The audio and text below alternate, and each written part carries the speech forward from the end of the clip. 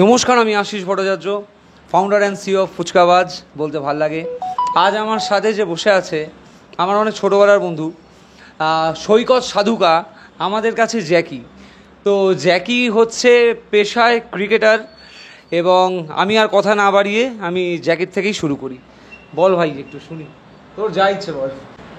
Cricket আমার প্রথম থেকেই ভালো লাগতো, মানে ছোটোবেলা থেকেই। আমি ছোটোবেলায় মায়ের কাছে শুনতাম নাকি আমি দোকানে গেলে শুধু ব্যাটই কিনতাম, তো এগুলো করতাম। কিন্তু আমার ক্রিকেটে আসাটা অনেকটা একটু বয়স ইয়েতে, কারণ আমার বাড়িতে ব্যাপারটা সেরকমভাবে সবাই ব্যাপারটা বুঝতো না যে আমার কিসে ভালো লাগে।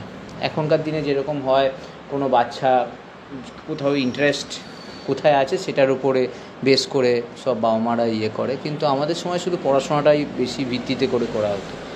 কিন্তু এখন আমার তখন ওটা আর কি অনেকটা বয়সে এসেছিলাম, মানে বয়সে বলতে 14 বছর 13 বছর বয়স, 13 ইয়ার্স। আমার মনে হয় বেশি কম ক্রিকেটে সবসময় আসা, যেরকম পড়াশোনায় আমরা ভর্তি হয় 5-6 বছর বয়সে, ক্রিকেটেও আমি এখন কোচিং করি, সেটা মনে হয় 5-6 বছর বয়সেই ক্রিকেটে ভর্তি হওয়া উচিত।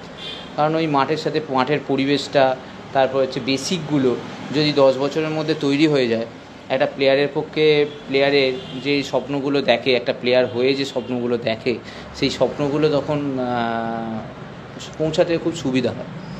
কিন্তু আমার যেটা হয়েছে কি, আমি অনেক পরে জেনেছি, পরে শিখেছি।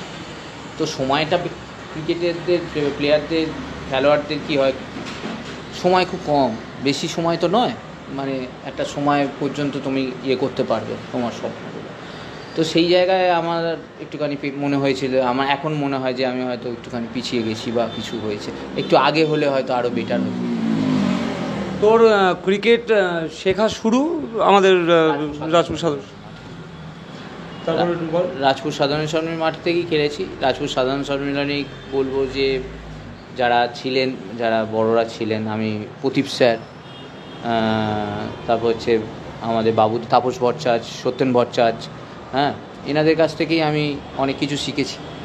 এনারা আমাকে প্রশিক্ষণ দিয়েছেন, এবং মনে আছে আমার রাজপুর ক্লাব হয়তো আমার কাছে কোনো পারিশ্রমিক নিত না, মানে আমি কোনো পারিশ্রমিক দিতে পারতাম, মানে দিতামই না। তারা কোনো দিনও বলেনি, আমাকে শুধু প্রচুর সাপোর্ট করেছে রাজপুর ক্লাব। আজকে যদি আমি কিছু করে থাকি, মানে যদি সবার চোখে, আমার চোখে মনে হয় আমি কিছু করিনি, কিন্তু কারোর চোখে যদি মনে হয় আমি যদি কিছু করে থাকি, পুরোটাই অবদান এই রাজপুর ক্লাবের মাঠ। এই রাজপুর ক্লাবের মাঠ আমাকে সব দিয়েছে। আজকে আমার যেটুকুনি পরিচয়, যেটুকুনি পরিচিতি, যেটুকুনি হোক, সবই আমাকে এই রাজপুর মাঠ দিয়েছে। আমি জানতাম না, গল্পটা ভালো লাগলো বেশ। তোর জ্যাকি মোটামুটি ফার্স্ট ডিভিশন খেলিস, একটু জার্নিটা শুনি, কোন বয়স থেকে ফোর্থ থেকে ফার্স্টে এলি, একটু এই গল্পগুলো বল। অ্যাকচুয়ালি আমি যখন ক্রিকেট শুরু করে কলকাতা মাঠ যাই, ফার্স্ট কলকাতা মাঠ যাই, তখন ফার্স্ট হয়তো মোহনলাল খেলেছিলাম, মোহনলালে গেছিলাম, ফ্রেন্ডস স্পোর্টিং ইউনিয়ন খেলতে গেছিলাম। তো আমি প্রথমের দিকে সেরকম হয়তো আমাদের জিজ্ঞেস করা হতো কোথা থেকে এসেছো ট্রায়াল দিতে গেলে, তো সেরকমভাবে হয়তো সুযোগ পেতাম না। তো আমাদের যিনি আমার কোচ, মানে বললাম যে প্রদীপ ভট্টাচার্য, তাপস ভট্টাচার্য, সত্যেন ভট্টাচার্যের কথা, সেখান থেকেই তাপস ভট্টাচার্য তার বন্ধুর কাছে আমায় পাঠিয়েছিল।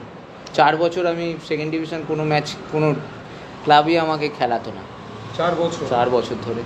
তো আমি যখন আমাকে ওনার বন্ধুর কাছে পাঠান, তো ওনার বন্ধু আমাকে খুব পছন্দ করেন, সুদীপ মিত্র বলে। তো উনি ফার্স্ট আমায় কলকাতা মাঠ খেলিয়েছিলেন, ইউনিয়ন স্পোর্টিং ক্লাব। তো ওখানে প্রথমে ঢুকি, তার পরবর্তীকালে ওই টিমের আমি ক্যাপ্টেন হই সে বছর। প্রায় আমি পারফর্ম করি। তার পরের বছরই আমাকে শ্যামবাজার ক্লাব অফার করে, ফার্স্ট ডিভিশন ক্লাব আমার হচ্ছে শ্যামবাজার ক্লাব। তো অ্যাকচুয়ালি আমার ওখানের অভিজ্ঞতাটাও, প্রথম বছর জুনিয়র ছেলে, আমার টিমে শিবশঙ্কর পাল, রাকেশ কৃষ্ণান, হ্যাঁ, তাদের সাথে খেলি। প্রথম বছর খেলতে গিয়ে মোহাম্মদ স্বামীকে ফেস করি। তো তো আমরা কোয়ার্টার ফাইনাল খেলি, মানে আমরা সে বছর কোয়ার্টার ফাইনালে উঠেছিলাম, মোহনবাগানের সাথে খেলা ছিল। তো পুরো টিমই আমাদের মোহনবাগানের সাথে খেলা, তো ফুল টিম মোহনবাগানের ছিল, সবাই ছিল, ঋদ্ধিমান সাহা থেকে শুরু করে সবাই, মোহাম্মদ শামি, অভিষেক ঝুনঝুনওয়ালা, শুভময় দাস, সবাই ছিল, প্রত্যেকটা টিম প্রত্যেক। তো সেখানে আমাদের টিমও মোটামুটি খারাপ ছিল না, কিন্তু আমাদের মোহাম্মদ শামির একটা স্পেল পুরো আমাদের টিমের পুরো অর্ধেক ব্যাটসম্যানের অবস্থা মানে পুরোটাই খেয়ে নেয়। তো যখন আমি ব্যাট করতে নামি, আমাদের এই হিরকদা বলে একজন প্লেয়ার ছিল, এখন ভালো কালীঘাট ক্লাবে, যাই হোক, তিনি বলছে জ্যাকি বুঝতে পারিনি, বলটা পিক করতে পারিনি, আমি নামতে ইডেন গার্ডেনে খেলা ছিল। তো সেখানে মোহাম্মদ শামিকে যখন ফেস করতে যাই, তো প্রথম বলটা দেখলাম মুখের পাশ দিয়ে বেরিয়ে গেল, তারপর বললাম স্ট্রাগেলে এখানে করে আমাকে এখানেই করতে হবে। সেকেন্ড বল স্কুপ মেরে দিয়েছিলাম পেছনে 6 ইডেন গার্ডেন। তো যে মেন্টালি আমি প্রথম থেকেই একটুখানি এই গার্ডসি ব্যাপারটা আমার ছিল, মানে মেরে দেবো এরকম ব্যাপার ছিল, ওরকমভাবে ছিল না। কিন্তু আমি ওই ম্যাচে হয়তো আমি আর কামালদা মিলে 70-7 হয়ে গেছিলো, ওখান থেকে আমরা 187 করেছিলাম দুজনে মিলে, টেনে নিয়ে গেছি। তো এখন যে জিতেছিলিস? হ্যাঁ, ম্যাচটা জিতেছিলিস?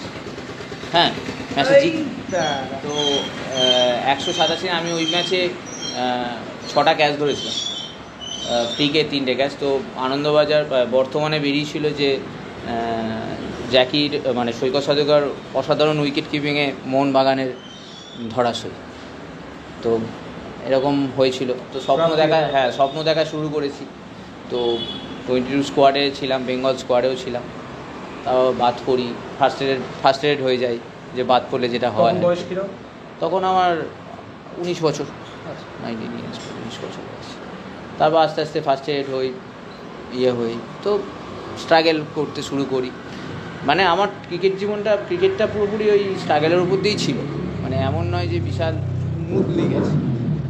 তো আমি অ্যাকচুয়ালি জানি না, ভগবান হয়তো আমাকে এই পথেই নিযুক্ত করবে বলে এখানে ধরে রেখেছিল। আমি বলবো না যে আমি প্রচুর মাইন্ড টাফ রেখে আমি খেলা ধরে রেখেছি, এটা আমি বলতে পারবো না, কারণ পরিস্থিতি মানুষকে অনেক কিছু করায়। আমার এটা মনে হয় যে প্রত্যেকটা মানুষ পরিস্থিতির শিকার, মানে সময় আমাদের যেভাবে চালনা করবে সেইভাবেই আমরা চলব। সময়ের উপর আমরা কিছু করতে পারি না, আমাদের হাতই নেই সময়ের হাতে। তা এটা আমার ব্যক্তিগত অভিজ্ঞতা। তো আমার মনে হয় সেটা সময় আমাদের যেভাবে আমাদের চালনা করে, হয়তো আমাকে এই ভগবান এইটাই নির্ধারণ করেছিল, আমাকে অনেক বাচ্চাদের পথ দেখাতে হবে। একটা কথা হয় না, একটা বলে না, তুমি যদি সাকসেস, একজন স্বামী বিবেকানন্দ বলে গেছিলেন না, তুমি যদি তোমার লক্ষ্যে পৌঁছাতে না পারো, তুমি তাহলে পথপ্রদর্শক হও। হয়তো আমাকে পথপ্রদর্শক হিসেবেই আজকের আমার জীবন চলছে। আমি তোর একাডেমিটায় আসছি পরে, আমি তার আগে এই জিনিসটা আমি জানতাম না এবং আমার খুবই ইন্টারেস্ট লাগলো। আমি না সেকেন্ড ব্যাপারটা জানতাম না প্রথম ব্যাপারটা জানতাম, আমি প্রথমটা নিয়ে আগে ঢুকি, আমার খুব ভালো লেগেছে। তোর মনে পড়ছে কিছু এমনি যে মানে ওই জায়গাটা মনে আছে, মানে কিভাবে তোর মানে এই যে তুই বললি যে সাধারণ সম্মিলনীতে কোনোদিনও তোর থেকে টাকা পয়সা নেয়নি, নিশ্চয়ই কোথাও খেলা টেলা তোর কিছু দেখেছিল? না, আমার খেলাধুলা মানে প্রথম থেকে যখন আমি ক্যাম্পে ভর্তি হই, প্রদীপ ভট্টাচার্য যিনি ছিলেন, তাপস ভট্টাচার্য, সত্যেন ভট্টাচার্য যারা ছিলেন, তারা আমার খেলা আমার কখনো, তারপরে ইনক্লুড আমাদের হয়তো আমার যখন সেই সময় সেক্রেটারি ছিল, ক্রিকেট সেক্রেটারি ননাই দাস, সুব্রত, আমার টাইটেলটা ঠিক মাথায় আসছে না, হ্যাঁ, ননাই দাস, তারা কখনোই আমাকে এরকমভাবে ট্রিটমেন্ট করেনি। আমাকে ট্রিটমেন্ট আমাকে ছোটোবেলা থেকেই চিনতো। তো আমি বহু বছর আমি মানে রাজপুর খেলেছি, এখনও রাজপুর খেলি। তো এরকম নয় রাজপুর ক্লাব আমাকে বিনা পয়সায় খেলায়, আমাকে পয়সা দিয়েই খেলায়। না, আমার ওই সময়টার হচ্ছে মানে আমি আরও জানতে চাইছি যে মানে ওই সেরকম কি কিছু মনে আছে যে কোনো ইনসিডেন্ট বা পার্টিকুলার কোনো ম্যাচ যেটা অ্যাকচুয়ালি আমাকে প্রথম দিকে প্রদীপ স্যার প্রথম 13 ম্যাচ আমাকে 13 বছর বয়স যখন আমি করি, তখন আমায় সোনারপুরের সিনিয়রদের সাথে খেলিয়ে দিয়েছিল একটা টুর্নামেন্টে। আচ্ছা। তো আমি ওখানে 60-60 করেছিলাম, রান করেছিলাম। তো সবাই ভেবেছিল প্রসপেক্ট আছে, করবে কিছু, তো তার জন্য সবাই আমাকে সাপোর্ট করতো রাজপুর ক্লাবে। এইটার জন্য সাপোর্ট করতো না, হয়তো ভালোবাসতো তাই সাপোর্ট করতো, এটাই মনে হচ্ছে। তো আমার আর সবথেকে কথা, রাজপুর মাঠটা কেন বলছি, রাজপুর মাঠে এরকম নয় যে শুধু ক্লাব সাপোর্ট করেছে, ওখানে যারা আড্ডা মারতে আসতো তারাও আমাকে সাপোর্ট করতো। আমি একটা এমন কোনো মানুষ ওখানে বসে থাকতো, আমি তাদেরকে গিয়ে রিকোয়েস্ট করতাম না যে একটু বল ছোড়ো, আমি প্র্যাকটিস করব। প্রত্যেকটা ছেলে আমাকে বল ছুটতো, তাদের নাম আমি হয়তো বলে শেষ করতে পারবো না। সবাই রাজপুর ক্লাবে যারা যারা ওই আমবাগানে আড্ডা মারতে আসতো তারা ভয়ে একটা সময় আসতে ভয় পাত যে জ্যাকি এসেছে আবার প্র্যাকটিস করাতে হবে, এরকম ব্যাপার। মানে আমার কোচ মানে তারা তো আমাকে শিখিয়েছে, কিন্তু প্র্যাকটিসটা, সেই প্র্যাকটিসগুলো আমি করতে চাইতাম। তো হয়তো বল ছোড়াটা তারাই করেছে, তারা না থাকলে হয়তো আমি আজকে এই লেভেল ক্রিকেটই খেলতে পারতাম না, যেটুকুনি খেলেছি সেইটুকুনিও খেলতে পারতাম না। জ্যাকি ওভারঅল গরিব ঘরের ছেলে, আমি তোকে ছোটোবেলা থেকে যতদূর জানি। তো আমার নিজেরও ক্রিকেট হওয়ার মানে ক্রিকেট খুব ভালো লাগতো, স্বপ্ন ছিল কখনো, তো অভাবের জন্য আমার হয়ে ওঠেনি, আর সাইনাসের প্রবলেম ছিল। তো তুই স্টিল এত প্রতিবন্ধকতা থাকা সত্ত্বেও লড়ে গেছিস, এবং লড়ে আজকের মোটামুটি সফলও হয়েছিস। হয়তো আমাদের যে স্বপ্নটা দেখি সেটা হয়নি, বাট কোথাও তো ভাই হয়েছিস সফল। তো সেই জায়গাটাতে যেই গরিব ঘরের ছেলেরা স্বপ্ন দেখে আজকের বড় হয়ে ক্রিকেটার হবে, তুই তাদের কি বলবি? স্বপ্ন দেখতে গেলে তাকে স্বপ্ন দেখতে সে যদি স্বপ্নই দেখে, তাহলে তাকে প্রতিদিন সকালবেলায় উঠতে হবে আর স্বপ্নের পেছনে দৌড়াতে হবে। স্বপ্নকে কখনো ভাড়া পাওয়া যাবে না যে আমি হার মেনে গেছি, হার মানা যাবে না। কখনো গিভ আপ করতে গেলে, হ্যাঁ আমি বললাম না, সময় ওকে হয়তো করতে হয়, কিন্তু আমি এইটুকুনি বিশ্বাস করি যে যেটার জন্য চাই, যে জিনিসটা আমাকে পেতেই হবে, এই জিনিসটা করতেই হবে, আমি মনে করি ভগবান সেগুলো ক্রিয়েট করে। এটা আমি বিশ্বাস করি, এটা হয়েছে, আমার সাথেও হয়েছে। আমার যখন ব্যাট নেই, আমি এটা তোকে বলছি, আমার তখন বেশ লকডাউন সময়, তখন আমি খেলি, পোর্ট টাস্ট খেলি সেই বছর। মানে এবার লকডাউন পড়ে গেছে, আমি ক্লাব খেলছি, এমন একটা ক্লাবে আমি খেলে বেরিয়েছি, সেখান থেকে আমি পেমেন্ট পুরো পাইনি, ক্লিয়ার পাইনি। তো আমার সেই বছরটা খুব একটুখানি তালমাটাল যাচ্ছে। তো আমি তো খেলতে চাইছি, কোথা থেকে আমার বন্ধু যেটা আছে নয়ন, সে ব্যাট সেল করে, মানে করতো, তখন বিক্রি করতো এখন। তো ও আমাকে বলেছিল জ্যাকি তুই ব্যাটটা নে, তোকে কিছু দিতে হবে না, তুই পরে দিস। আমি ওই ব্যাটটা নিয়ে খেলেছিলাম, আমি পারফর্ম করেছি, ক্লাব থেকে এক্সট্রা পেমেন্ট পেয়েছি, মানে ক্লাব খুশি হয়ে আরও এক্সট্রা পেমেন্ট দিয়ে দিয়েছিল আমার। তো আমি ওকে বলেছিলাম এটা, যে ওই যে বলছি না, ক্রিয়েট করে দেয়, কেউ না কেউ এসে হেল্প করে দেবে তোমাকে, কেউ না কেউ, তুমি যদি সেই পথে তুমি সত্যিকারে সৎভাবে লড়াই করো, কেউ না কেউ আসবেই, এসে হেল্প করবেই, সে তুমি যে পথেই থাকো। হয়তো 1 বছরে হবে না, 2 বছর হবে না, 3 বছর হবে না, কিন্তু ওই যে পেশেন্স রেখে যদি থাকতে পারে, হবেই। এইটুকুনি আমি বিশ্বাস করি, হবেই। জ্যাকি মোটামুটি 2009 সালে এইচএস শেষ করিস, যেই সময় আমরা মাঠেও একসাথে খেলতাম, বিকেলবেলায় মাঝে মধ্যে টুর্নামেন্টও টুকটাক খেলা হতো ক্যাম্বিসে, ফুল অ্যান্ড ক্যাম্বিসে, তো মনে আছে কি না মনে আছে? তো তারপর আমাদের ডিটাচ হয়ে যাই, আমরা যে যার লাইফে ব্যস্ত হয়ে পড়ি। তো এই সময়টায় তোরা তখন মাঠ কাঁপিয়ে বেড়াচ্ছিস। আমার এখানে মনে আছে তুই নয়নের কথা বললি, তুই নয়ন, চুনে, সৌভিক, প্রদীপ্ত। তো এই সময়গুলোয় মানে লবির শিকার নিশ্চয়ই হতে হয়েছে, কারণ আমি নিজেও জানি যে বাংলায় যথেষ্ট পলিটিক্স, লবি এরম আছে। এরম কিছু ফেস করেছিস? লবি বলতে গেলে অ্যাকচুয়ালি জানিস তো, আমার এটা মনে হয়, আমি এই যে লবির কথা বলছি, এক্সেপশনাল পারফরমেন্স প্রত্যেক দিন হয় না, সম্ভব নয়।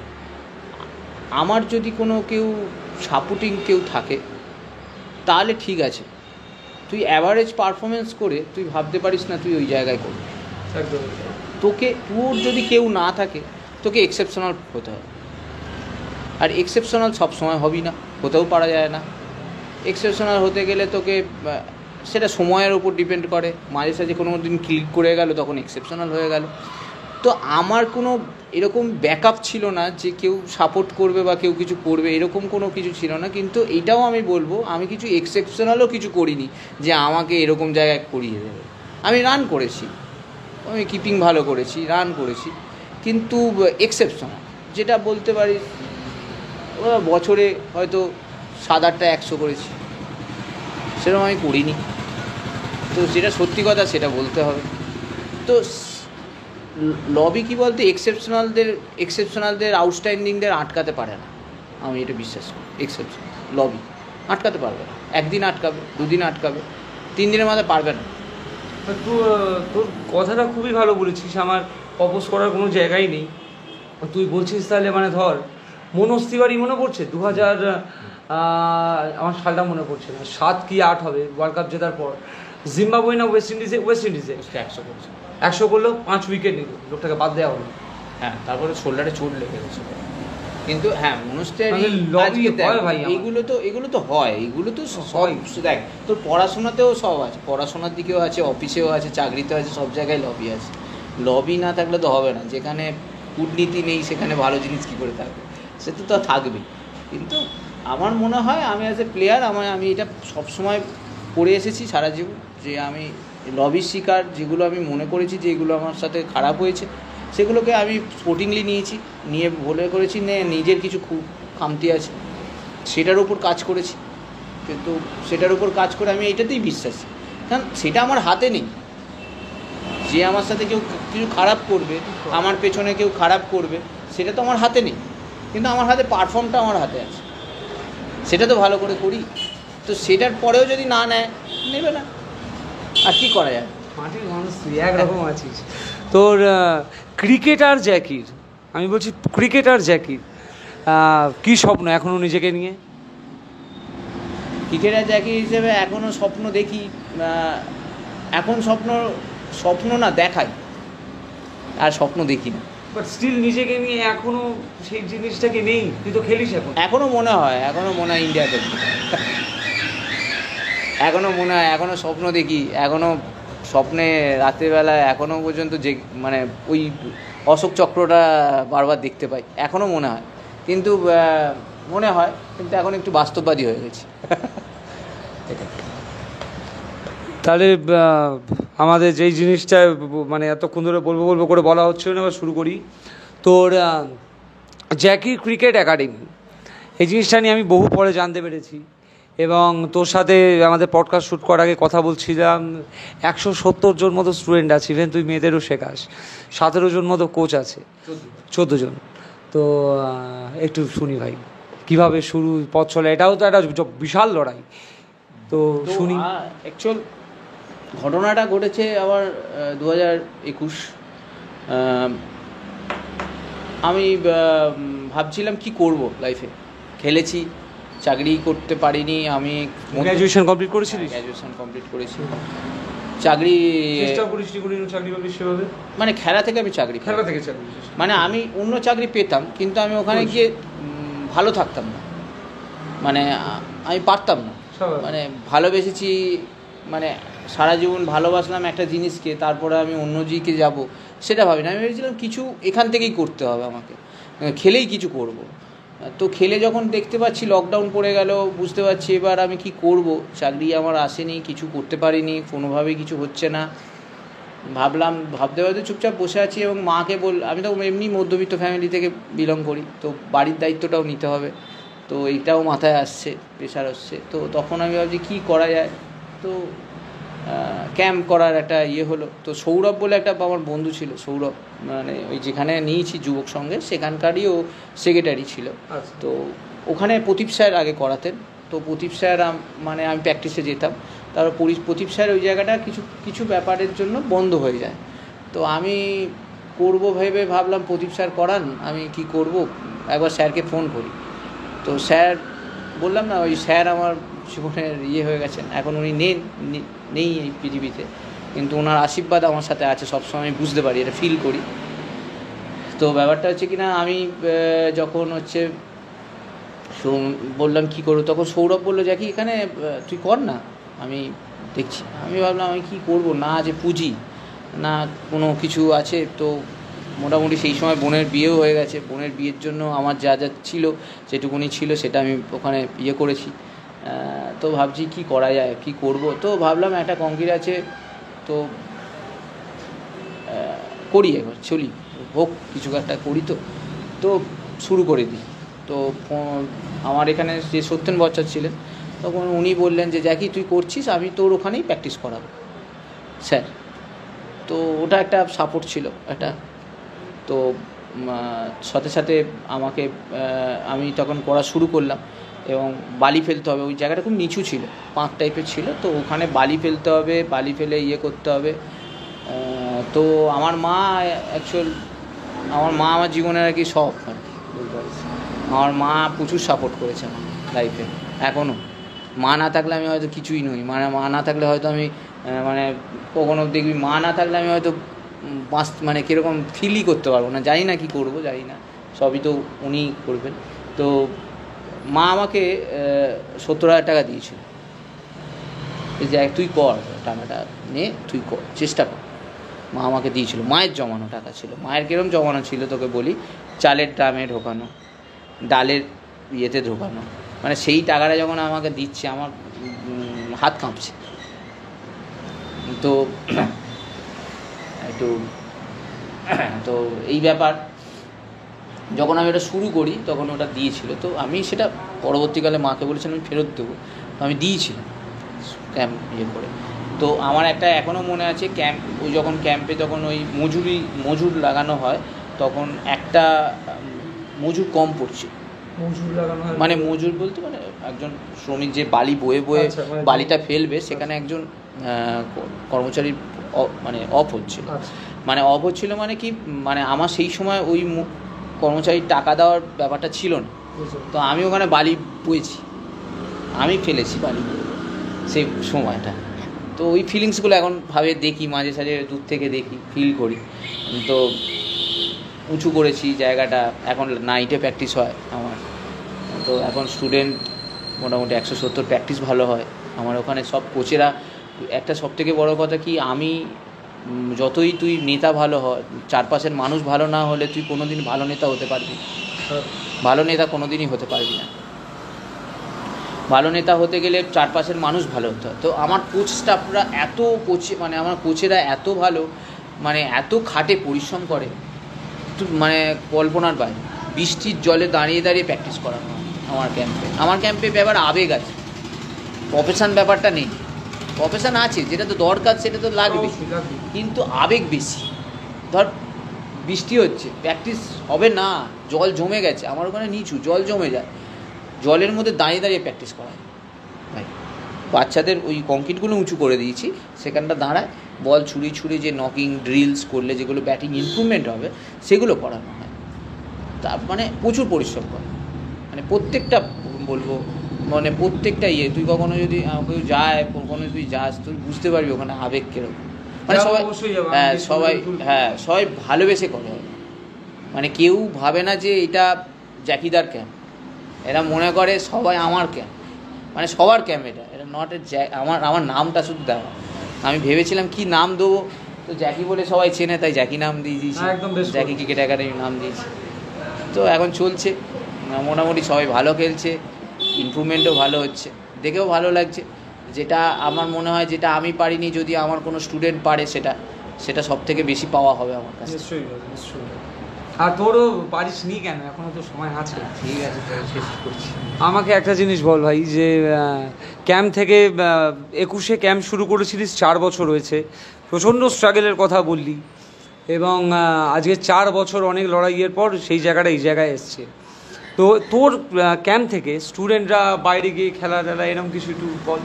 আমার বাইরে থেকে সবাই খেলছে, এরিয়ান্সে এবছর ফার্স্ট ডিভিশন খেলেছে, সিআরসিস খেলেছে, দেবস্মিতা বলে আছে, শুভম বলে একটা বাচ্চা ছেলে আছে, এবছর 11খানা 100 করেছে।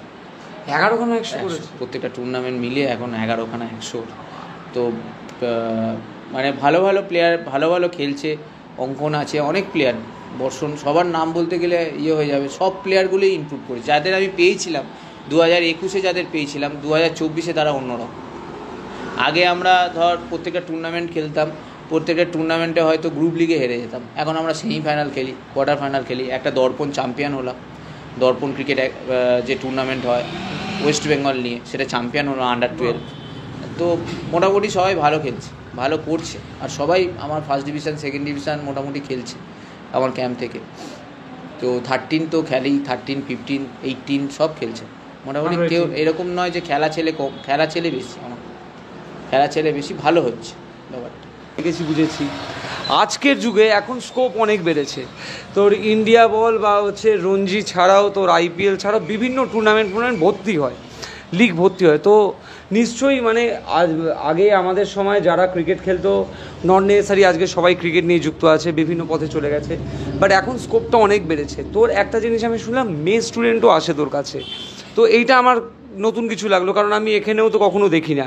তো এই জিনিসটা শুনি, কারণ এটাও তো একটা মানে বাংলার মানুষের, যেখানে বাংলায় গরিব লোক বেশি, পরিষ্কার কথা। যতই ক্রিকেট খেলতে আমরা ভালোবাসি না কেন, ম্যাক্সিমাম বাবা মাই যাদের পয়সা কম তারা চেষ্টা করে অ্যাভয়েড করি অন্য জায়গাটায় নিয়ে যাওয়া, যেখানে গেলে কিছুটা লাভ আছে, সেখানে মেয়ে স্টুডেন্ট আনা। তো এটাও তো একটা চ্যালেঞ্জিং ব্যাপার, এই ব্যাপারটা একটু শুনি। দেখ, আমি বললাম না, ব্যাপারটা এটা ক্রিয়েট করে পুরো টাইম বা পরিস্থিতির সময় একটা ক্রিয়েট করে দেয়। যে দেখ, মেয়ে একটাই আমার কাছে প্রথম দিকে আসতো, প্রথম 2-3 জন আসতো, তো আমি কখনো ভাবতাম, তাদেরকে প্র্যাকটিসই করাতাম ছেলেদের সাথে। তারা কিরম বয়সে আসতো, মানে একদম বাচ্চা অবস্থায়? 10-11 বছর বয়সে এসেছে। আচ্ছা। এসেছে তারা 10 বছর বয়সে, 11 বছরে এসেছিলো তারা, তখন আমি ছেলেদের সাথেই খেলাতাম। টুর্নামেন্টগুলো তো কথা হতো যে মেয়েদের অ্যালাউ আছে, বাচ্চা মেয়েদের অ্যালাউ আছে, তা 30 লেভেলে তারা খেলতো, এবং আমি ওই মেয়েদের দিয়েই টিম করছিলাম, মেয়ে ছেলে কম্বিনেশন করে টিম করেছি। আচ্ছা। তো ওরা আস্তে আস্তে আস্তে মেয়েরা ইমপ্রুভমেন্ট শুরু করলো, তো সবাই জানতে শুরু করলো যে এখানে মেয়েদের প্র্যাকটিস করানো হয়, তো মেয়েরা আসতে শুরু করলো, আর মেয়েরা ইমপ্রুভমেন্টের জন্য প্র্যাকটিস করতে চাইতো, মানে বেটার প্র্যাকটিসের জন্য আসতে শুরু করলো। অনেক দূর থেকে আসে, মানে 2টো মেয়ে আসে আমার তোর বর্ধমান কাটোয়া থেকে 2টো মেয়ে আসে। তো এরকম অনেক দূর থেকে আসে, শ্যামবাজার থেকে অনেক দূর থেকে আসে মেয়েরা। তো তারা এটার জন্য এবছর সবাই ডিভিশন খেলেছে, তারা অনেকেই ডিভিশন খেলেছে। এখন এবার কলকাতার লিগ হয়ে গেছে, মেয়েদের আগে কলকাতার লিগ ছিল না, এই রিসেন্ট এবছর কলকাতার লিগ হয়েছে। তো আমার এখানে একটা মেয়ে আছে দেবস্মিতা কালসা বলে, এরিয়ান্স খেলেছে, ওরা আগের বারে চ্যাম্পিয়ন হলো, কালকে চ্যাম্পিয়ন হলো ওরা মেয়ে এরিয়ান্সে। ও বিপিএলও আছে, দেবস্মিতা কালসা বলে মেয়েটা। তো এরকম মেয়েদের কি হচ্ছে, মেয়েরা আসাতে কি হচ্ছে ব্যাপারটা অনেকটা সৌন্দর্য হচ্ছে, যাতে কি হচ্ছে বাচ্চা মেয়েরা অনেক ভর্তি হচ্ছে, কিন্তু মেয়েদের এখন কি হয়, মেয়েদের সুযোগটা বেশি, স্কোপটা বেশি। আচ্ছা। মেয়েদের এখন যে ওরকম নেই যে মেয়েদের ফিউচার নেই, মেয়েদের ক্রিকেটের বিশাল ফিউচার। মেয়েরা মানে এখন ছেলেদের থেকে কোনো কমতি না, কারণ এই তোরা বিসিসিআই বলেই দিয়েছে মেয়ে আর ছেলের কোনো টাকার কোনো মানে অ্যামাউন্ট একই রকম, ফিস এখন এক হয়ে গেছে, এক হয়ে গেছে, এক করে দিয়েছে। আচ্ছা। হ্যাঁ, তো এখন মেয়েদের সুযোগ প্রচুর সুযোগ। মানে তুই বলছিস বিরাট কোহলি, রোহিত শর্মা এরা যে অ্যামাউন্ট পায়, হ্যাঁ সেইটাই পায়। এবার ধর সেই স্পন্সরগুলো তো এক পাবে না, স্পন্সর বাদ বিসিসিআই থেকে যেটা সেই অ্যামাউন্টটা সেম অ্যামাউন্ট। এখন এটা সেম অ্যামাউন্ট পড়েছে। তো এখন অনেকটা এগিয়ে, মানে মেয়েরা অনেক দিক দিয়ে মানে খেলা হচ্ছে। এই তো বিপিএল শুরু হবে মেয়েদের, রোম্যান্স বিপিএল, মানে বেঙ্গল প্রিমিয়ার। তো ওই যে বললাম মেয়েটা আছে, দেবস্মিতা বলে মেয়েটা আছে, তারপর হচ্ছে আমাদের ওই এরিয়ান্সে সৃষ্টি মণ্ডল বলেও আমার ছিল, সিনিয়রদের সব, ওরা সব 15, তবুও সিনিয়রদের হয়ে খেলেছে, মানে ভালো করছে। তা জ্যাকি মোটামুটি আমরা আশা করি যে ক্রিকেটের পিক সময় থেকেই খেলা দেখেছি, টিভিতে দেখে অভ্যস্ত। ফেভারিট ক্রিকেটার তুই নিজে ব্যাটসম্যান এবং প্লাস উইকেট কিপার। তো আমি দেখ সচিন টেন্ডুলকারকে দেখে খেলা শিখেছি, মানে সচিন টেন্ডুলকার, সৌরভ গাঙ্গুলি ব্যাটিং দেখেই আমি খেলা শুরু করেছি। তো তারাই আমার কাছে প্রথম কিন্তু মধ্যিখানে আমি মহেন্দ্র সিং ধোনির কাছ থেকে প্রচুর কিছু শিখেছি। যখন আমি খেলাটা বুঝতে শিখেছি, তখন ওনার কাছ থেকে অনেক কিছু শিখেছি, খেলা রিড করেছি, আমার কাজে লেগেছে অনেক। তো মহেন্দ্র সিং ধোনি আমার মানে ফ্যান আর কি, মহেন্দ্র সিং ধোনি প্রচুর বড় ফ্যান আর কি। ওনার উইকেট কিপিং আমার প্রথম থেকে, আমিও উইকেট কিপার, আমার গ্রিলকিস্টকে প্রথম থেকেই ভালো লাগতো। তারপর যখন উইকেট কিপিং সম্বন্ধে বা দেখতে পেলে একটা অর্ডিনারি প্লেয়ার, ধর একটা অর্ডিনারি প্লেয়ার কীভাবে নিজেকে এক্সেপশনাল করে তৈরি করতে পারে, মানে একটা বেসিকের ঊর্ধ্বে গিয়ে নিজেকে কোথায় নিয়ে যেতে পারে, তো ওনার কাছে শেখার আছে। মানে আমি বলছি না ওনার ট্যালেন্ট, অন্য ট্যালেন্ট, উনি আমাদের খেলাটা, ক্রিকেটটা অন্যভাবে শিখিয়েছে, যে ক্রিকেটে কী হয়, 6 বলে 18 রান বাকি ম্যাচ বার করা যায় না, এটা উনি ঢুকিয়েছেন মাথার ভেতর, যে এটা হয়, এটা সম্ভব, এটা করা যায়। আমরা তো ওটা শিখেছি ওনার কাছ থেকে। 6 বলে 24 রান বাকি, ম্যাচ জিতিয়েছে। 4 বলে 3টে 6 লাগবে, ম্যাচ জিতিয়ে দিয়েছে। এইসব ম্যাচ আমরা দেখেছি চোখের সামনে। তো ও আমার চোখে ভাসে এখনও খেলা। তো ওনার নামে আমি কিছু শুনতেও চাই না, আর কিছু বলতেও চাই না। মানে আমি যদি কোনো দিনও আমার সারা জীবনে আমি কেউ সেলফি আমি তুলতে চাইনি। কোনো প্লেয়ারের কাছে গিয়ে আমি বলিনি অটোগ্রাফ দিন, সেলফি দিন। আমার মনে হতো তাদের সাথেই হয়তো খেলবো, আমি গিয়ে অটোগ্রাফ, এটা ভেতরে ব্যাপার হতো। কিন্তু সত্যি কথা বলতে যদি কখনো সুযোগ পাই মহেন্দ্র সিং ধোনির কাছ থেকে, আবার জড়িয়ে ধরতে চাই ওটা। মানে এত বড় ফ্যান আমি, মানে অসাধারণ। ওনার কাছে অনেক কিছু শিখেছি। আমি একটা প্রশ্ন করি, রাগ করিস না, কারণ এটা তুই হচ্ছে ফ্যান, তো তোর একটু গায়ে লাগবে।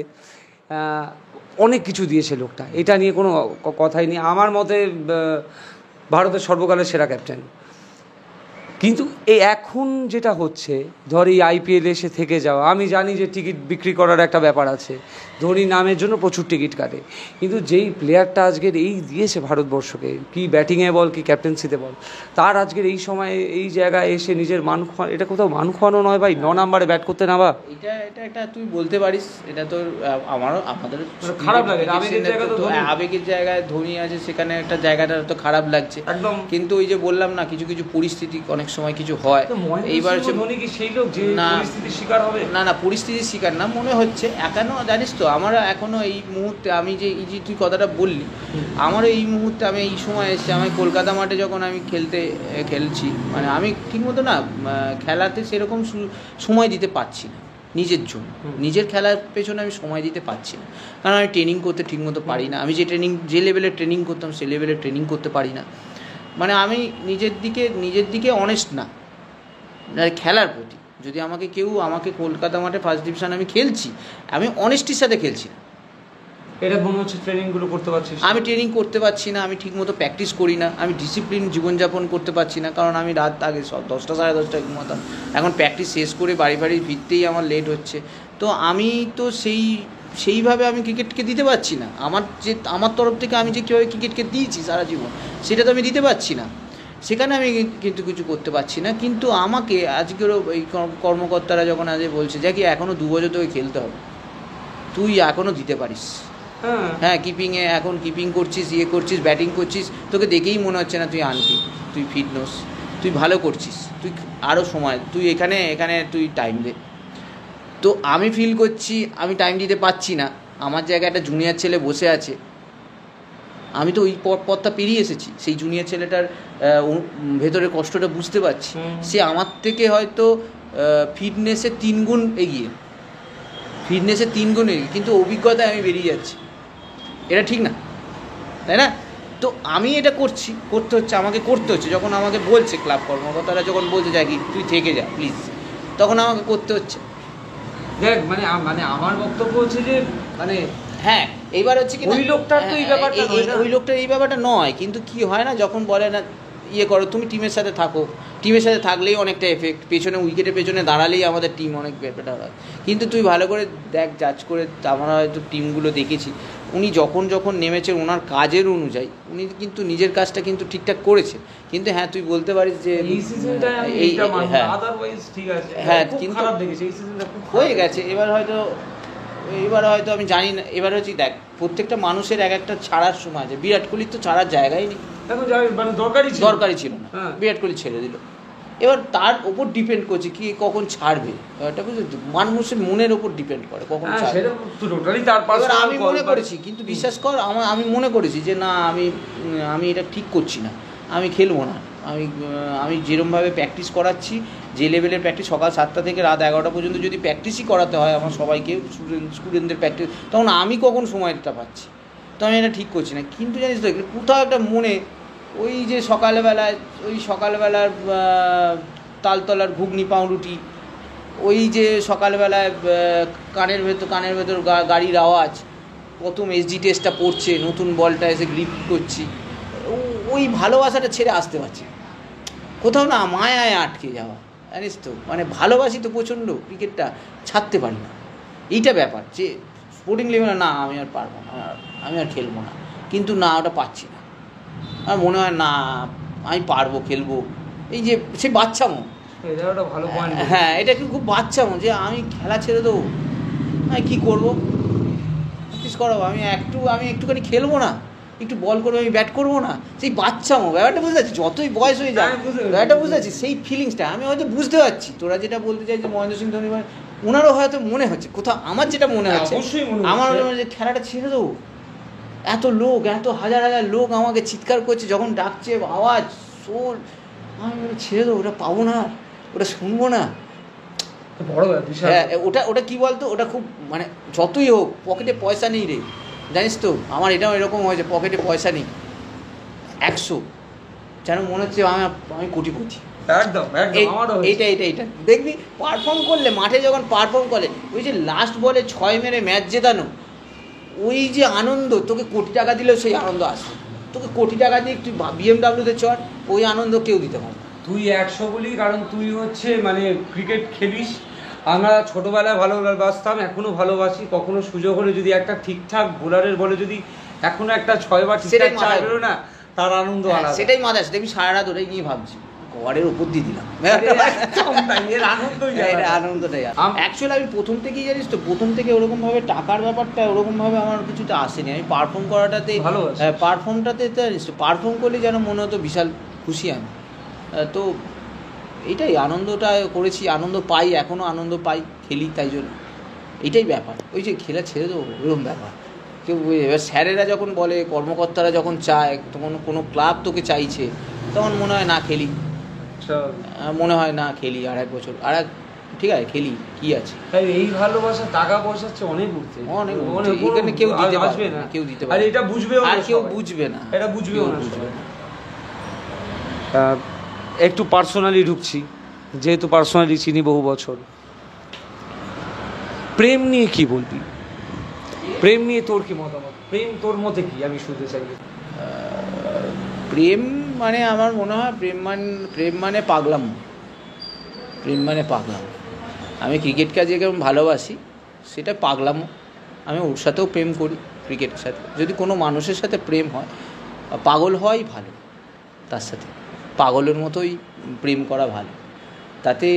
তাতে কি হয়, তাতে তোর কখনো কোনো দিনও ভবিষ্যতে রিগ্রেট হবে না। কারণ এই প্রেমের মধ্যে তুই যেরকমই মানুষকে দেখতে হয়, তার থেকে সুন্দরী বোধহয় তার পৃথিবীতে আর কেউ নেই। আমি যাকে ধর ভালোবাসছি, তার থেকে হয়তো সুন্দরী পৃথিবীতে আর কেউই নেই। হ্যাঁ, কোনো কেউ আসবেই না চোখের সামনে, কোনো ফিলিংসই আসবে না চোখের সামনে, কিচ্ছু আসবে না। তো প্রেম আমার কাছে এরকম। তো প্রেম মানে আমার কাছে মনে হয় পাগলাম, আর ওই পাগলের মতো কিছু করা। মানে আমি ক্রিকেটটাকে আমার স্টুডেন্টদের বলি, খেলাটাকে যদি বলি যে তুমি পাগলের মতো এটাকে ভালোবাসো।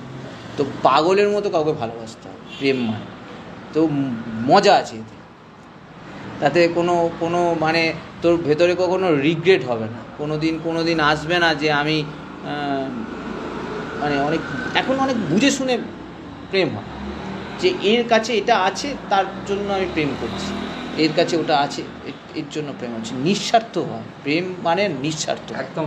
তো নিঃস্বার্থতা থাকতে হয়, কোনো টার্মস এন্ড কন্ডিশন না, কোনো কন্ডিশন। সে যদি বলে না এবার তোমাকে আমার থেকে চলে যেতে হবে, হ্যাঁ চলে যেতে হবে না। প্রেমে কেন ভাই এটা হয় না? যদি তার মনে হলো, ধর কোনো কারোর মনে হতেই পারে এরকম, যে মনে হলো যে তাহলে তো সেটা প্রেম ছিল, হ্যাঁ, তাহলে তার কাছে ছিল না, আমার কাছে তো ছিল। হ্যাঁ হ্যাঁ, এইটাই ব্যাপার। তুই তো ঠিক করলি। এখন ক্রিকেট তোর সাথে মানে বলছে না, ক্রিকেট এমন তুই খেলছিস পাগলের মতো, তাকে ভালো। অনেক প্লেয়ার আছে পাগলের মতো ক্রিকেটকে ভালোবাসে, ক্রিকেট থেকে কিছু পায়নি এখনো পর্যন্ত। এই যে তুই বলছিস আমি ক্রিকেটকে ভালোবাসি, তার মানে তুই পাগল। তুই ক্রিকেট থেকে কী পেয়েছিস? কিচ্ছু পাই কেন? তাহলে কেন এত ক্রিকেটকে ভালোবাসিস? এখনও পর্যন্ত তুই এই ফুচকাবাজ শুরু করেছিস, তারপরেও কিন্তু রাতের মধ্যে ওই নেটের মধ্যে খেলতে যাস। কেন যাস? তো ওখান থেকে কোনো পাওয়া নেই, কোনো কিছুই নেই ওখান থেকে, তাও কেন যাস? তুই ওর থেকে কিছু পাস? তাহলে প্রেম মানে তো নিঃস্বার্থতা। প্রেম মানে একটা আনন্দ, বিশাল ফিল। তো ওটা কোনো, আমার মনে হয় না, হয়তো যখন ধর ক্রিকেট তোকে ছেড়ে চলে যাচ্ছে, তখন তোর হয়তো মনে হবে খারাপ লাগছে। কোনো মানুষ তোকে ছেড়ে চলে গেলে তখন হয়তো খারাপ লাগবে, সেটা খুব সাময়িক। কিন্তু পরবর্তীকালে ভবিষ্যতে তুই অনেক কিছু শিখতে পারবি। আর আমার মনে হয় এই যারা প্রেমিক হয় তারাই পৃথিবীতে কিছু করতে পারে, মানে একটা কিছু মানে এক্সেপশনাল কিছু করবে, হ্যাঁ, তা মানে ওই রকম গতানুগতিক কিছু করবে না। বছরে মানে ধর মাসে 2 লাখ টাকা ইনকাম করছে বা ইয়ে করছে, সে তারা হয়তো গতানুগতিক বাস্তববাদী, তাদেরকে হয়তো লোকে বলবে সমাজের খুব উচ্চপদস্থে, কিন্তু যে প্রেমিক হয়, যে পাগল হয়, সেই হয়তো কিছু সৃষ্টি করে। সত্যি ভাই, সৃষ্টি দেখ, তুই ফুচকাবাজ সৃষ্টি করেছিস, পাগল তুই, তাই জন্য তুই এটা সৃষ্টি করেছিস, নাহলে এটা সৃষ্টি হবে না। তুই তো এটা সৃষ্টি, এটা সারা জীবন সবার চোখে মুখে মনে থাকবে, ফুচকাবাজ থাকবি, তাই না? তো আমি জ্যাকি ক্রিকেট একাডেমি সৃষ্টি করেছি, ওটা আমি থাকি, আমি এই পৃথিবীতে থাকি না থাকি, ওটা থাকবে, ওই জ্যাকি ক্রিকেট একাডেমি পেজটা তো থাকবে। যাই হোক, ভগবানের কি চাইছে সেটা তো আমি জানি না, অবশ্যই থাকবে, অবশ্যই, কিন্তু ওই পেজটা থাকবে, ওই মাঠটা থাকবে, একাডেমি থাকবে, আমি না থাকি, অন্য কেউ থাকবে, অন্য কেউ চালাবে, কিন্তু সৃষ্টিই হয়ে গেছে একদম। সে ওপরওয়ালাই তাই করায়, ওই পাগলদেরই দিয়ে করায়। যারা পাগল দেখবি তারা 30-31 বছর পর্যন্ত, আমার 30 বছর বয়সে পকেটে আমার 1 টাকা ছিল না। আমি কি বলে 32-এ চাকরি ছাড়ি, 32 টাকাও অ্যাকাউন্ট দিচ্ছি। তাহলে এটাই ব্যাপার। এবার সেই মানুষটা তুই এসে এখন এটা করছিস, তা প্রেম মানে তো এটাই, তুই প্রেমিক তাই এরকম করেছিস। আমিও প্রেমিক মানে আমি সারা জীবন এই প্রেমিকই থাকবো, সেটা সেভাবে যেভাবেই হোক। যেখানে আমার কাছে কেউ এলো, কোনো মানুষ এলে, সে ওরকম ভালোবাসাই পাবে। এরকম ভালোবাসা মানে আমার কাছে পাগলপন। একটা কথা বলি ভাই, তুই কোন চাকরি ছেড়ে তুই একটা নিজের স্টার্ট আপ বানিয়েছিস, কোনো পাগল ছাড়া এটা করবে? তোর বাবা মাই বলবে, রাস্তা সমাজের লোকরা বলবে, কী করছিস তুই, পাগলামো করছিস, এই করছিস। যেদিন এটা দাঁড়িয়ে যাবে ভাই, সেদিন দেখবি তুই কী করবি। আর দাঁড়িয়ে গেছে, অনেকে জানে ফুচকাবাজ অনেকে জানে, আমাদের এলাকার সবাই জানে যে এখানে ফুচকাবাজ মানে এখানে ভালো কিছু পাওয়া যায়, ভালো হয়েছে। এটা তো তুই সৃষ্টি করে দিয়েছিস, তোর কাজ তুই করে দিয়েছিস। এবার হচ্ছে কি না, হয়তো ভগবানের কাজ, এবার ভগবান করবে তোকে। তুই যা করার করে দিয়েছিস, তুই ওখান থেকে বেরিয়ে এসে তুই এরকম করেছিস। আমি কোনো চাকরি বাকরি না করে একাডেমি করে দিয়েছি, জানি না জীবনে কী হবে, আমার ভবিষ্যৎ কী করছে, আমার খাবো কি জানি না, না ব্যাংক ব্যালেন্স আছে না কিছু। তো এরকম পাগল প্রেমিকদের কাছে কেউ থাকে না। তুই খুব ভাগ্যবান, তুই কাউকে পেয়েছিস, এটা খুব ভাগ্যবান। সবাই এই ভাগ্য পায় না যে তুই এমন একটা ওয়াইফ পেয়েছিস যে তোর কাছে সেই প্রথম দিন থেকে ছিল। আমি ওকে প্রথম দিন থেকেই চিনি, তোদের আমি আজকের বলে নয়, তোদের আমি প্রথম দিন থেকেই চিনি। আমি প্রথম দিন থেকে মানে চোখে দেখে বড় হয়েছি। তো আমাকে অনেকে বলে, অনেকে বলে এত বছরের প্রেম কোথায় মানে সবাই চলে যায়, চলে যায়। আমি না, অনেকে থাকে, কিছু না থাকা সত্ত্বেও থাকে, তার পাশে সারা জীবন থাকে, সেটাই হচ্ছে পাগলপনা। তার মানে ও পাগল প্রেমিক, ও পাগল, তাই জন্য কম্বিনেশান হয়ে সৃষ্টি হয়েছে। তো সৃষ্টি এইভাবে হয়, তো প্রেমিকরা পাগল হয় ঠিক মতো প্রেমিক। আমি বলছি ঠিক মতো প্রেমিকরা, আমি বলছি না ওই একটু দেখানো প্রেমিক। আমি বলছি যে প্রেমিক হবে সে পাগলই হবে, আমি তোকে বলছি একদম। আমার কী করে আমি ভাবছি যে আমার পকেটে টাকা নেই, একটা জিনিসকে আমি ভালোবেসে যাচ্ছি, ক্রিকেট। তুই বল না, আমার তো ক্রিকেটটা আমার তো একটা সময় গিয়ে মনে হতো, না 20-22 বছরের মনে হতে পারতো যে না ছেড়ে দিই, চাই বাদ দিই। তো ওই যে বললাম, স্যার বললো চল আর 1 বছর খেলতে হবে, দেখ খেলবো না। এই যে পাগল মনে, পকেটে টাকা নেই, কিছুই নেই, নিশ্চয় তো ওপরওয়ালা না ঠিকঠাক দিয়ে দেয়। এই যে তোকে আমরা ভাবি যে আমরা জীবনে কি পেলাম, এটা অনেক সময় ভেবে ফেলি। আমরা কি পেয়েছি যদি ভাবি, অনেক পেয়েছি রে ভাই, অনেক পেয়েছি। কে পায় বলতো এরকম?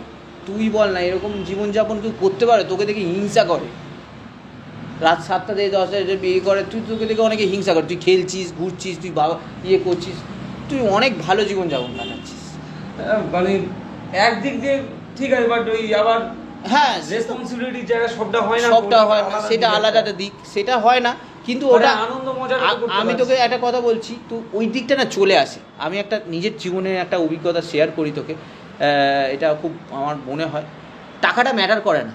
অনেকে বলে না, মানে এই টাকার জন্য এটা হবে না, টাকার জন্য কোনো সম্পর্ক, টাকাটা ম্যাটার করে না, টাকা চলে আসে না।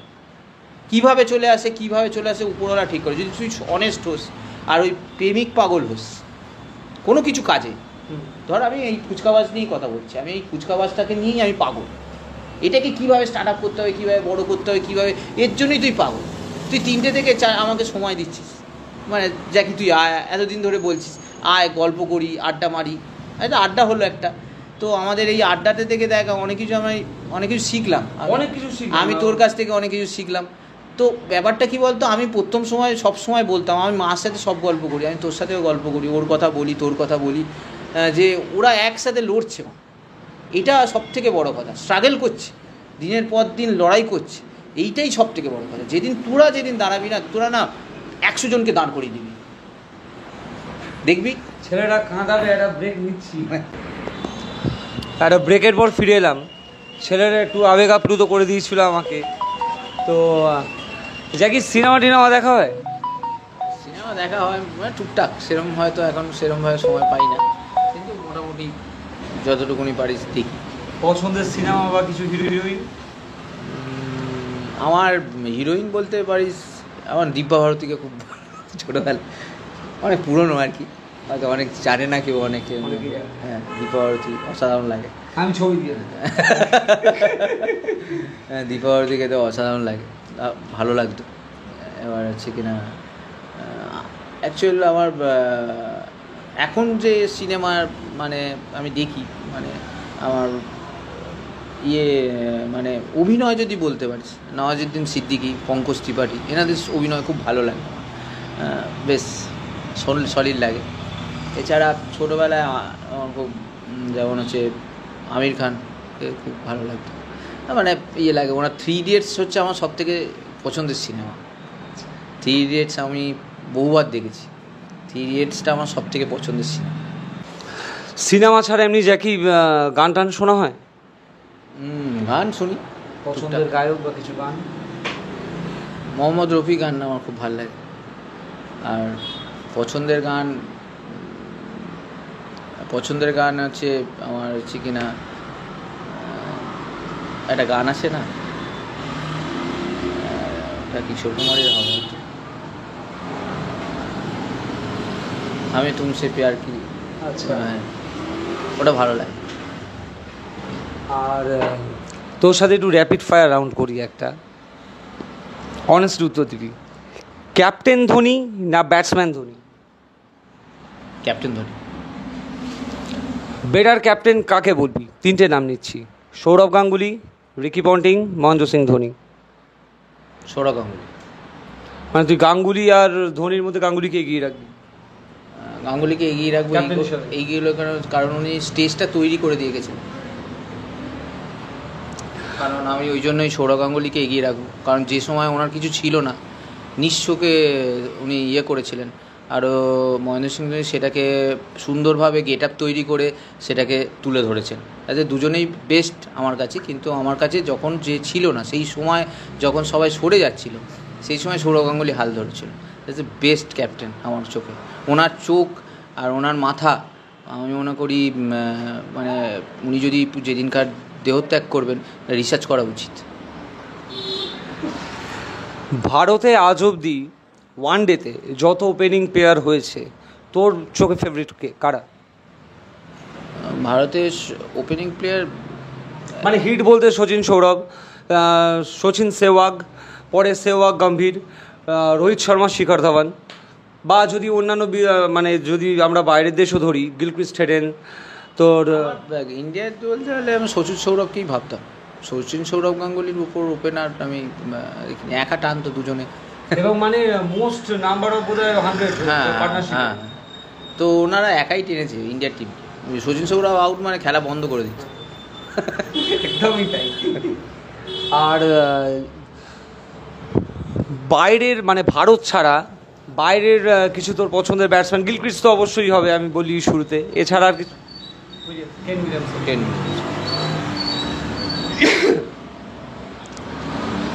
খুব ভেবে বলবি। তোর সবচেয়ে যে কাছের মানুষটা, ঠিক আছে, তোর সবচেয়ে কাছের মানুষটার মাথায় কেউ বন্দুক ধরে আছে এবং তোকে বলা হলো যে একজন ব্যাট করবে, মানে সে যতক্ষণ ব্যাট করবে ততক্ষণ টিকে থাকবে, এরকম টাইপের কিছু, কাকে ব্যাট করতে পাঠাবি? আমি তো নিজে যেতাম ব্যাট করতে, এইটাই আমি চেয়েছিলাম একদম। আমি তো নিজে ব্যাট করতে যেতাম, কারণ আমার কাছের মানুষ বিপদে আমি কাউকে ভরসাই করবো না, একদম। কারণ আমাকেই বাঁচাতে হবে তাকে, তো আমি ব্যাট করতে যাবো। খুব ভালো বলেছিস। কোন ওয়ার্ল্ড কাপটা বেশি স্পেশাল তোর কাছে, 7 না 11? 2011 অবভিয়াসলি পেয়েছি আমরা, 2011 50 ওভার। কিন্তু আমার কাছে স্পেশাল যদি বলতে পারিস 2007, যে সময়টা আমরা উঠছি, মানে কোনো কিছু নেই, ওই সময় ভাবছি ক্রিকেটের কি হবে, ওই সময় 2000 সবে আমরা হেরে এসেছি, ওইখান থেকে ওয়ার্ল্ড কাপ বাজেভাবে হেরে এসেছি, তারপরেই 2007-এর ওয়ার্ল্ড কাপ, ওইটাই আমি ভাববো T20। এবং আরও একটা জিনিস, তখন ইন্ডিয়া টিম মানে সচিন, সৌরভ, দ্রাবিড় ছাড়া কিন্তু ইন্ডিয়া টিম ভাবা হতো না। ওই একটা গোটা ওয়ার্ল্ড কাপ খেলে এটা 3 জন ছাড়া পুরো একটা বড় ব্যাপার। ভারতের ভালো বোলার কাকে কাকে বলবি তোর চোখে?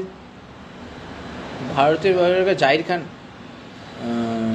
হরভজন সিং তো আছেই, জাহির খান আছে, তো এখন মোহাম্মদ শামি, বুমরা তো বেস্ট, এখন বেস্ট ওনার যা হাতের ইয়ে। কিন্তু মোহাম্মদ শামি, আমার কাছে মনে হয় মোহাম্মদ শামিকে আমাকে অন্যরকম লাগে। উনি ওনার ফিটনেস আর ওনার ঠিকঠাক যদি চলে, যে কোনো টিমকেও ঘুরিয়ে দিতে পারে। এখনো বলছি সেটা এখনও মান আছে, আমি বিশ্বাস করি এটা আমি খেলে পেয়েছি, কারণ আমি দেখেছি। তোর চোখে দেখা সেরা ইনিংস? আমার চোখে হতে পারে। আমার চোখে দেখা সেরা ইনিংস, মানে কি বলবো, বিরাট কোহলির ওই যেটা পাকিস্তানের সাথে খেলা হলো, তো ইয়ে হলো, যেটা 28 রান বাকি, 8 বলে 28 রান বাকি ছিল, লাস্টে সে ইয়ের সাথে খেললো, ব্যাট করে 6 মারলো। হ্যাঁ হবে, ওটাই হবে। আর ওটা সেরা ইনিংস, মানে হেরে যাওয়া ম্যাচ ও জিতিয়ে দিয়েছে, একা one handed match জিতিয়েছে। Virat Kohli প্রচুর ম্যাচ জিতিস। আর এটা বলতে কি সচিন না কোহলি যদি বলিস? আমি সচিনকেই টানবো, কারণ সচিন যে সময়টা গেছে, সচিন কাউকে পায়নি। বিরাট কোহলি অনেককে পেয়েছে, যে একজন খেলেবে সেরকম পেয়েছে, সচিন একা টানতো, একা খেলেছে, 24 বছর ধরে খেলেছে, এত রান, এত সাকসেস। সচিন বিরাট কোহলি সচিনকে নিয়ে বিরাট কোহলির তুলনা করা, আর বিরাট কোহলি আলাদা জায়গা, সচিন আলাদা। সচিন যে বোলারদের খেলেছে বিরাট কোহলি সেই বোলারদের খেলেনি, তাই না? সচিন কাদের খেলেছে দেখ, আর বিরাট কোহলি কাদের খেলছে সেটা দেখ, তাদের কোয়ালিটি। এখন আমি কোয়ালিটি দিয়ে বলছি না, এখন বিরাট কোহলি পাওয়ার প্লেতে খেলেছে, সচিন কোনো পাওয়ার প্লেতে খেলেনি। তাহলে সচিন যদি পাওয়ার প্লে পেতো, হয়তো এক্সেপশন আরও রান করতো, তাই না? তো সচিনের কত জায়গায় চোট, সেই নিয়ে খেলা অসম্ভব, ভগবান। ওই জন্যই তো উনি ভগবান, লেজেন্ড। আমিও সচিনের অন্ধভক্ত, বাট একটা কথা না বললেই নয়, বিরাট কোহলি সেকেন্ড ব্যাট করে যেটা ম্যাচ জেতায়, আমি আর কাউকে ওরমভাবে ম্যাচ জেতাতে দেখিনি, একদম ভালোই করেছে। কিন্তু তো সব থেকে বড় কথা হচ্ছে, এখন সেই জায়গায় রিভার্স বোলিংটা হতো সেই সময়, নওয়াজ সিং আক্রমণ করতো, ওই রকম ভয়ঙ্কর রিভার্স হওয়া। এখন তো রিভার্স হবে কি, দুদিক দিয়ে নতুন বল, তো এখন অনেকটা বলতে পারি ব্যাটিংয়ে অনেকটা ইজি। তখনকার দিনে অনেক রকমভাবে ব্যাপার ছিল, এখন উইকেট অনেক বেটার। তখন সচিনের, ওই জন্য বলছি সচিনকে উপরে রাখতে চাই। যদি সচিনের সাথে সমকালীন যারা খেলেছে, যেমন সেই সময় প্রচণ্ডভাবে পন্টিং, ওখান থেকে তোর চার্লি কুক, পরবর্তীকালে লারা, এদের সাথেও ভীষণ তুলনা হতো। এই তুলনা নিয়ে তুই কী বলবি? সচিন লারা যেটা তুলনা হচ্ছে, তারা তাদের মতো করে, তাদের একটা অন্য ভিত্তি অনুযায়ী তারা বেটার ছিল। সচিনের মতো একটা বেটার করেছে, কিন্তু কোনোভাবে আমি ওনাদের সাথে তুলনা করতে চাই না, পারবও না। ওই জায়গায় আমি নেই, তো ওই জায়গায় আমি ফ্যান হিসাবে বলতে পারি, ফ্যান হিসাবে বলছি সচিন লারা ক্লাস ব্যাট, ওই যে ব্যাট তোলা এখনও চোখে ভাসে, ব্যাটে যে উঠছে সাইডে সরে, বিউটি।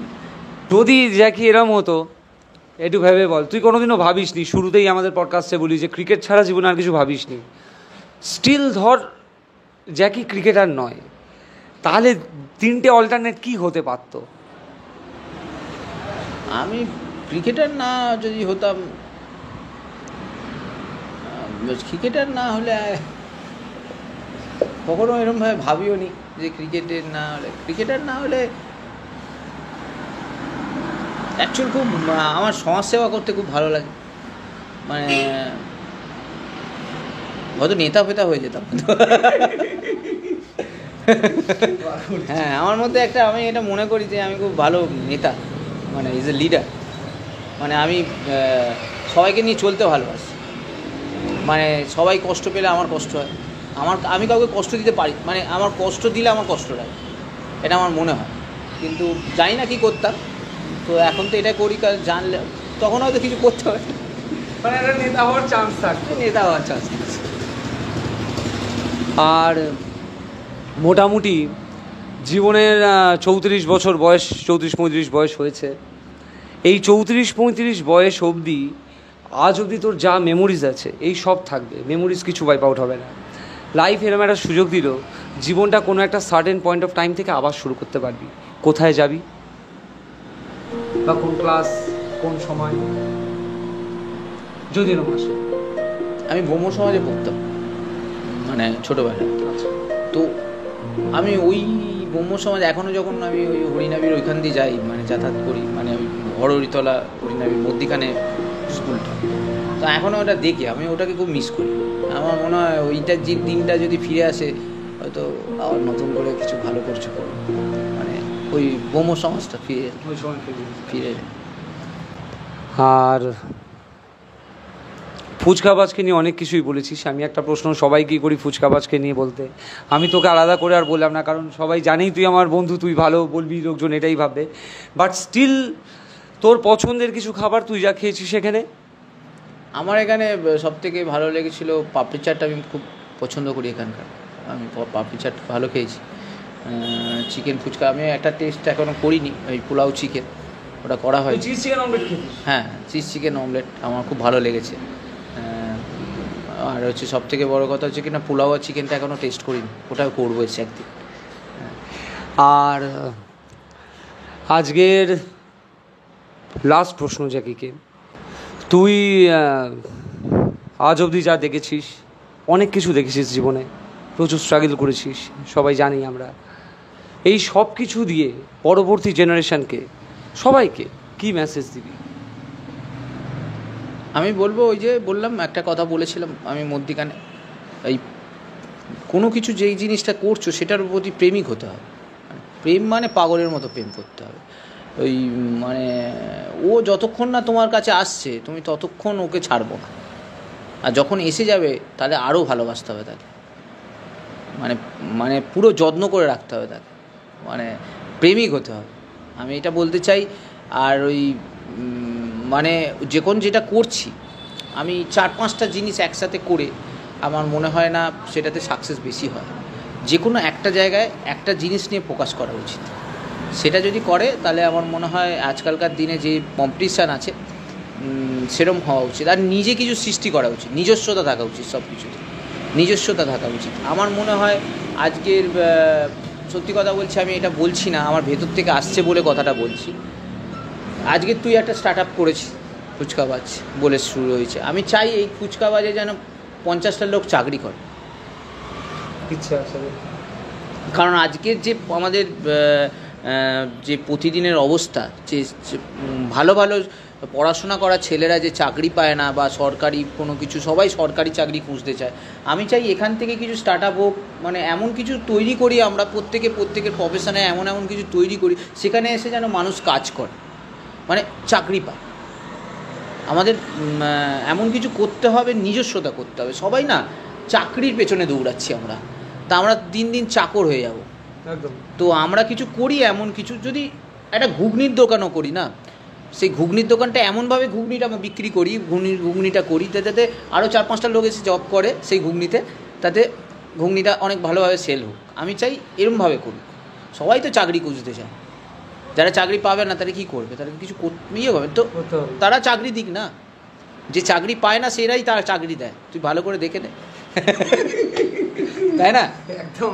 যারা চাকরি পায়নি আমাদের জীবনে, তুই ভালো করে হিস্ট্রি দেখে নে, হিস্ট্রি তো কথা বলে, হিস্ট্রি তাই বলছে। যারা চাকরি পায়নি, যারা 12 ফেল, যারা জীবনে কিছু করতে পারবে না, স্কুল পাস করতে পারিনি, তারাই দেখ অ্যাজ এ বিল গেটস কিন্তু ইয়ে করেনি, কত লোকের চাকরি দিয়েছে। আজ এই যে আইফোন আমাদের বার করেছে, সে কত বছর পড়াশোনা করেছে, সে কি বিশাল চাকরি করেছে? বিশাল চাকরি করে তো, দেখ। তো আমি বলতে চাই যে জিনিসটা মানুষ তোমরা যে জিনিসটা করবে সেটার প্রতি পাগল হও। পাগল মানে পুরো পাগল, রাত্রিবেলা যাতে ঘুম না আসে ওটাকে, একদম মানে মানে একদম ছাড়বো না ওটার জন্য যা যা করতে লাগবে তাই করো, যা যা করতে, যে জিনিসটার জন্য, তো সেই জিনিসটা পাবেই, সাকসেস হবেই। আমি এইটুকুনি বিশ্বাস করি। আর আমি এটা বলছি তো, তুই মিলিয়ে নিস, যদি কোনো ছেলে বা কোনো মেয়ে বা কোনো ভাই বোন দাদা দিদি যেখানে আমার যারা আমার থেকে বড় তাদেরকে ইয়ে করে বলছি, যদি জীবনে কিছু হারিয়ে যায় না, একটা সেই শাহরুখ খানের একটা ডায়লগ আছে না, যে যতদিন না তোমার জীবনে ভালো কিছু হচ্ছে, তোমার সিনেমা এখনো শেষ হয়নি, তার মানে এখনো এন্ড আসেনি। আচ্ছা, আর বুঝতে পেরেছি, তুই ইতনি শিদ্দত সে তুমি পানি কি কোশিশ কি है, ওই ডায়লগটা বলছিস। তো ওইটার ওই রকম ব্যাপার, এটা কিন্তু বাস্তব, এটা কিন্তু বাস্তবায়িতই হবে। যে জিনিসটাকে আমরা পেতে চাই, সেটা জিনিসটা যতদিন না আমরা পাচ্ছি, তার জন্য আমাদের এখনও, তার মানে পাচ্ছি না মানে এখনও সিনেমা শেষ হয়, এখনও বাকি আছে সিনেমা, অনেক কিছু বাকি আছে। আমিও যে জিনিসটা ধর এখনও অশোক চক্র পাইনি, তখনও মনে হয় আমার ক্যাম্প থেকে কেউ অশোক চক্র পাবে, তার জন্যই আমি এই পথে এসেছি, এই জন্যই আমি হয়তো খাটছি, এই জন্যই হয়তো পাগল, এত এই পাগলামোটা আছে আমার মধ্যে। এখনও আমি খেলতে চাই, এখন আমি খেলতে চাই, এখনও খেলতে চাই, আমি ভেতর থেকে আসে, হয়তো আমাকে করাচ্ছে না, হয়তো উপরওয়ালা ঠিক করাবে, আমার করবো, একদম হবে ভাই, একদম হবে। তো আমাদের তরফ থেকে সব রকম শুভেচ্ছা ভাই। আর আমি যেহেতু জ্যাকি আমার অনেক ছোটোবেলার বন্ধু, আমি জানি না কতটা প্রফেশনালিটি মেনটেন করে উঠতে পেরেছি, ভুল ত্রুটি মাফ করবেন। এবং ও যে ডায়লগটা দিয়ে সে বললো, আমার খুব পছন্দের ডায়লগ। আমি এইটা শেষ দিয়েই আমি শেষ করবো এপিসোডটা। তো আপাতত আজকে এখানে শেষ করছি, দেখা হবে অন্য কোন এপিসোডে অন্য কারোর সাথে। Till then, bye. इतनी शिद्दत से मैंने तुम्हें पाने की कोशिश की है कि हर जर्रे ने मुझे तुमसे मिलाने की साजिश की है। कहते हैं अगर किसी चीज़ को तुम दिल से चाहो तो पूरी कायनात उसे तुमसे मिलाने की साजिश में लग जाती है।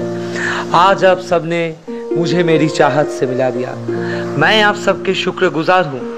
आज आप लोगों ने मेरे ख्वाबों को यकीन में बदल दिया, इतना कि today I feel like the king of the world. और आज मुझे यकीन भी हो गया दोस्तों कि हमारे फिल्मों की तरह हमारी ज़िंदगी में भी एंड तक सब ठीक ठाक हो जाता है। अगर ठीक ना भी हो तो उसे दिए नहीं कहा जाएगा, क्योंकि पिक्चर अभी बाकी है मेरे दोस्त, पिक्चर अभी बाकी है।